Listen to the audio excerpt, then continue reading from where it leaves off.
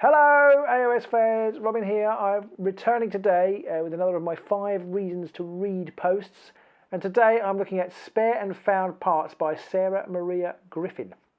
And this is a novel, as you can see. It's got a nice red covering on the pages, and it's published by Titan Books, and it's $8.99 in the UK, and as usual I haven't put up the US price, but always forget to do that.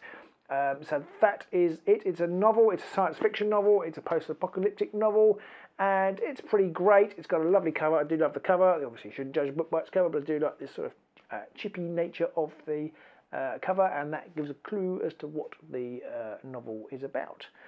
Here are 5 reasons to read Spare and Found Parts.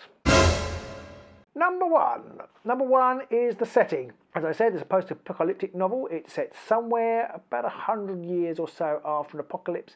And one of the things I really like about the book is that you're not quite sure where it is, but there are little hints, and then right towards the end it becomes reasonably obvious, I think, where it's set. And I quite like that. It's normally, you normally know where your book is being set.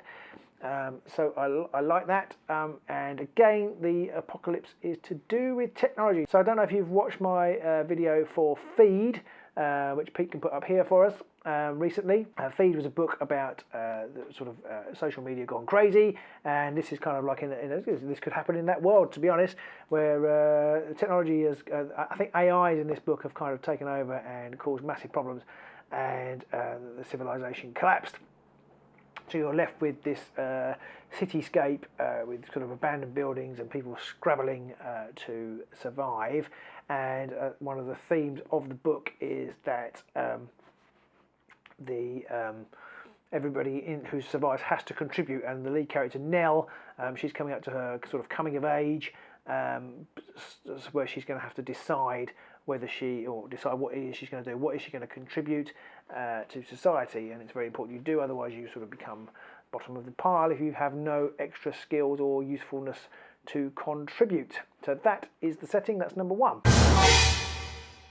Number 2 is the plot. It's an intriguing plot. Nell is the son of a very famous person who made a massive contribution, and then what's her kind of contribution going to be? So this, although it doesn't strictly say it's a young adult novel, it kind of is, because it's kind of about the relationship between a daughter and her parents. She's coming of age, and to be honest, I would say, I don't know what makes a young adult novel, but if one of the things is that the characters are teenagers, then this is a young adult novel. And so it's all about that kind of what's your contribution going to be to society. And in this society, technology has been shunned, yet at the same time they're trying to make technological advances, which is sort of interesting because the computers are out, but what other technological advances are there? Which leads me into number 3, which I'll come on to in a minute. But the plot is, there's not a strong driving force in the novel, but there's sort of thin layers of plot all built up on top of each other, and you kind of get a gradual idea of what's going on, and I really like that. And there's kind of small reveals which kind of end up in when you look back on it, it's like a massive reveal, which I really liked. And the characters are in it very strong, a good cast of characters. Nell's a great character, and so yes, so that is the plot is number 2. Number 3 is technology. Lots and lots of books look at technology and how we use technology, and this book does to an extent too. But in this one, it's interesting because computers have been taken out of the equation. So in Feed, it was like all about how bad the feed is. In this one, we kind of know that, but then it's quite an interesting look at we're not using computers, but how, if the human endeavour was trying to push technology in a different direction, how might it have evolved? And I think Sarah Maria Griffin has got a pretty good handle on that, and is quite an interesting ideas as to what, if you weren't having computers, what you might be able to do, and it's interesting, which leads me on to number 4. Number 4 is the Frankenstein vibe the novel has. Nell, her father, is he's come up with these great ideas to do with prosthetic limbs. Lots of people have lost limbs in the cataclysm. And his daughter, though, she's got something even worse wrong with her. He's actually replaced her. She actually has a clockwork heart. and somehow he's managed to replace that. It's not really explained, this is not at the beginning of the novel.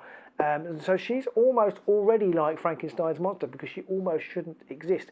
And then she wants to build somebody like herself, so she kind of wants to build an android, is essentially the crux of the book. And so you have this Frankenstein within Frankenstein trying to build Frankenstein, and then it ties into the film AI and Pinocchio. When I say ties in, they have the references Pinocchio of building a real person out of bits, and I really like that. It's kind of where is this interface between reality and artificial, which I've talked about before. She does it really well, Sarah Maria Griffin, and you really feel for all the characters involved in the book. So that Frankenstein vibe, it kind of is an updated version of Frankenstein, if you like. I don't think it's on a par with Mary Shelley's classic, but it definitely has overtures of it, and the sort of battle with technology and responsibilities you have to your creations and to the rest of humanity is all in there. So that's really good. I really love, that's probably the thing I love most about the book is number 4, it's Frankenstein Vibe. And number 5 is the novel's characters. I've kind of touched on this already actually, but the novel's characters are really strong. Nell's a very strong character. Her friends are very strong. The sort of love interest, if you were, he's a good character. He changes through the novel, which is good. And then Nell's relationship with her parents is brilliant, I think. And there's a lot more going on than meets the eye there. And then there's this lovely balance between some other people who are kind of more mystical, tying into sort of the technology, natural interface, what's best kind of thing, and almost like how we see flat earthers and such like. Yeah, there's this group of people in the book who are more mystical, and that's really interesting. I really like that too. So that was number 5, the characters.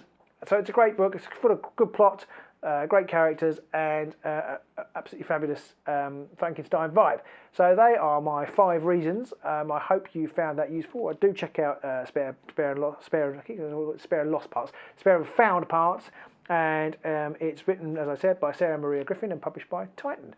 And I think it's out now, so enjoy it, go read it, and I hope you found this useful. Until next time, when I do another 5 reasons to read or something book related, I shall see you soon. Okay, take care, bye!